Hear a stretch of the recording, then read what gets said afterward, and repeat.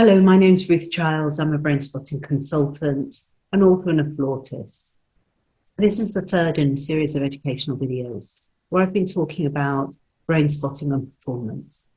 In the previous video, I gave an overview of the three underlying factors that lead to outstanding performance, as well as a very brief introduction to what I've determined as the 5 performance gifts, which are also necessary for outstanding performance.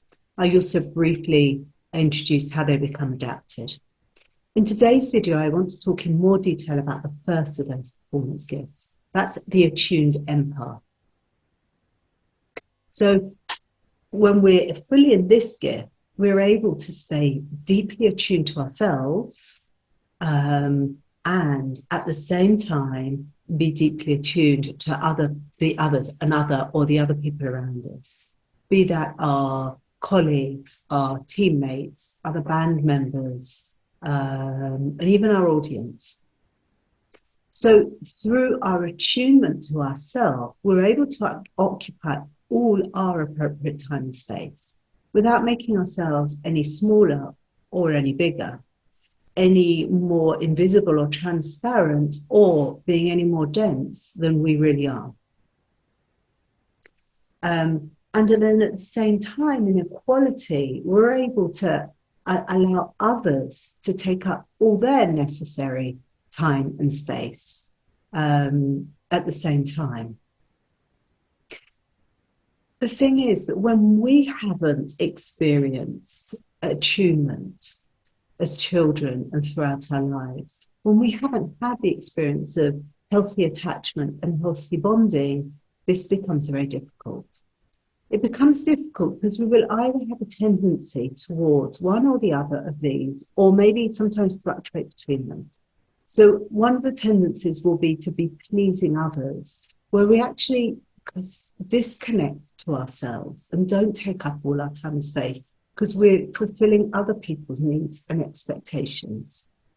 And this has a consequent impact on the way we hold our body and on our body coordination, as well as our disconnection, not only from the body, but also from our sense of self, from our personal expression, from our body movements, and from our creativity. The other tendency will be to take up too much time and space. So that's this need to be seen, to be affirmed, to be approved of, to be valued, to be in the limelight, in the spotlight, and be more than other people are. And again, this also has a consequent disconnection, dissociation from the body, from the self, and from our attunement to others.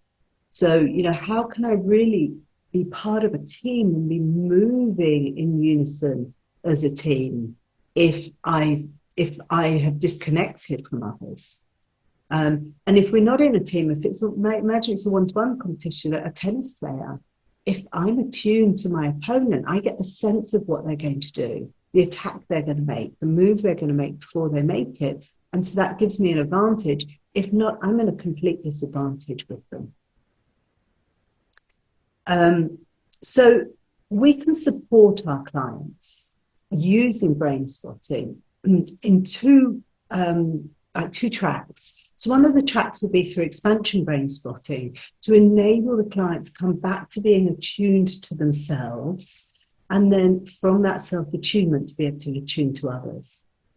And then on the other track, we can use brain spotting to enable the client to become really aware of their adaptations and how they're holding that adaptation in their thoughts, in their feelings, but also really importantly in their body, the way in their body armoring and body holding. And then also from there, using brain spotting or with brain spotting, we can enable the client to heal those adaptations and come back to their natural performance gift. Thank you for listening.